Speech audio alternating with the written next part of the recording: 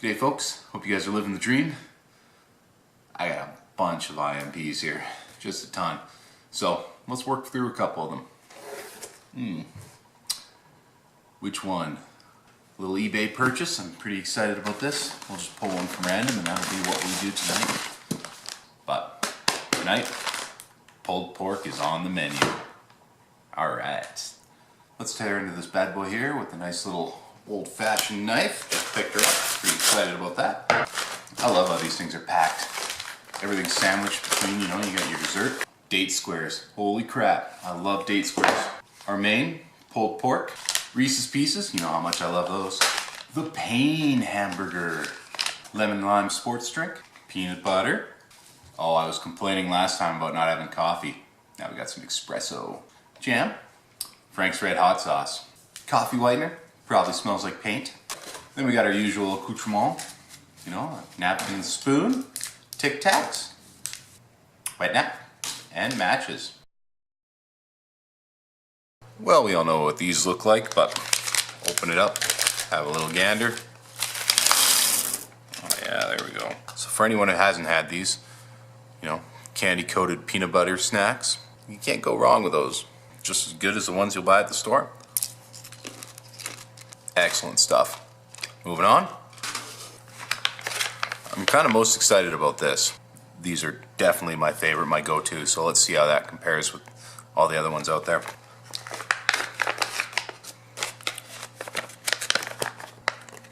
Oh yeah, that smells excellent. That's pretty dark. Usually it has like, your oatmeal topping, and then you've got kind of a cake sort of bottom. I don't even know how to describe it. I've eaten these things for years, but look at that, eh? That's dark. Smells pretty decent. Kind of smells exactly like a Fig Newton. I mean, properties are pretty similar. Yeah, it's really moist, but it does have a weird sort of aftertaste to it. Kind of a bitterness that you wouldn't really expect, being that it's like date and sugar and all that. Yeah, the date square is kind of a letdown in terms of what I imagined it would taste like versus what it tastes like. That's this. There we go. Ugh. Got my lucky Tim Hortons cup, some geese across it. I'm a bit of a waterfowl hunter, so it was a natural choice. Tim Hortons being our national sponsor of all things Canadian, it's only appropriate I use one at work. I actually don't really like Tim Hortons coffee that much. So in my first video I really expressed a lot of disappointment about not having coffee in it. And now that I have this guy in front of me, these things haven't really changed too much over the years in terms of taste. There you go, look at that bad boy. Throw that in the cup and smoke it. I recommend not putting in as much water as I usually would with coffee, so I don't even get to fill this cup. It's really disappointing.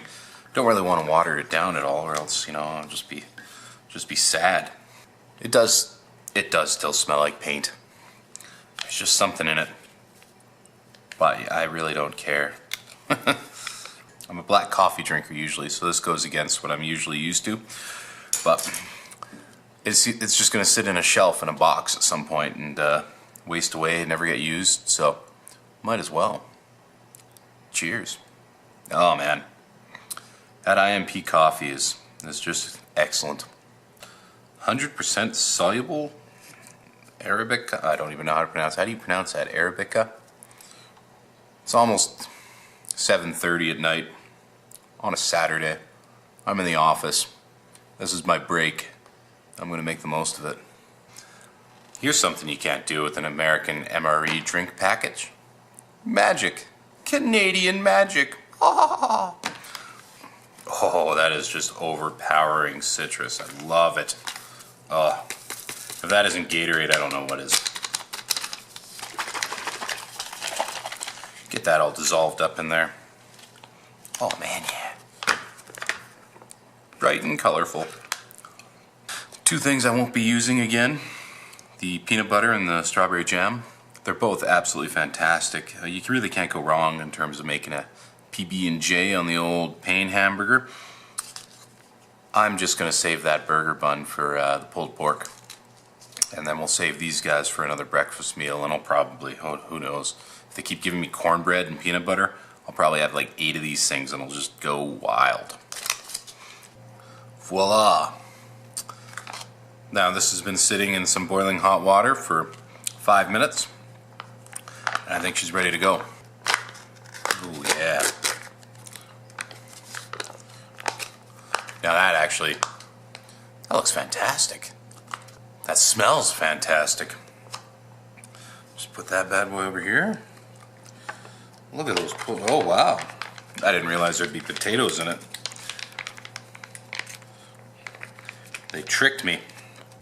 I was hoping for just pulled pork, just meat, but you know, easy starches, good to go. Little Dutch Army set, just to feel a little more sophisticated tonight. Oh yeah, it's a very sweet sort of sauce you kind of typical find in a lot of like beef soups. Same with the potatoes. Potatoes are just your typical sort of canned soup fare. Let's give it a go. This is a lot more tender and a little less dry than something you would find in the turkey or the chicken IMPs. You know, it's not as moist as what you're going to get at a barbecue house, but coming out of a retort pouch, this is great. I'm a little disappointed in the potatoes, but we'll just eat them first. We got to do this.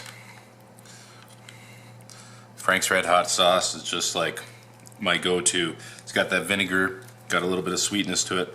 It doesn't have that same taste as Tabasco sauce, I find. Now I can assemble it.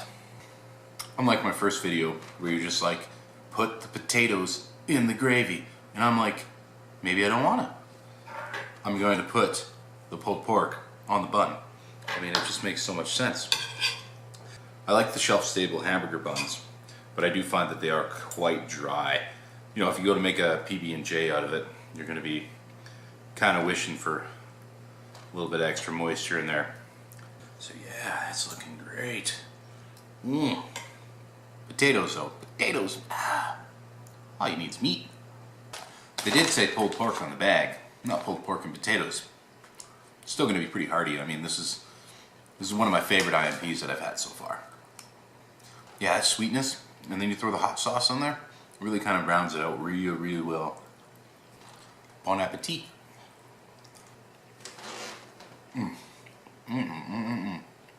Like for a shelf-stable component, this is fantastic. I mean, it's not going to be fresh. Nothing ever does. I can only imagine how well this would go down on the field when this is your first IMP, first time having pulled pork. You try this, you're like, I get on board. I could do this. Yeah. That is before, you know, menu fatigue sets in and you're just like, please anything but pulled pork. And then they give you the poutine and you're like, maybe I'll have the pulled pork again.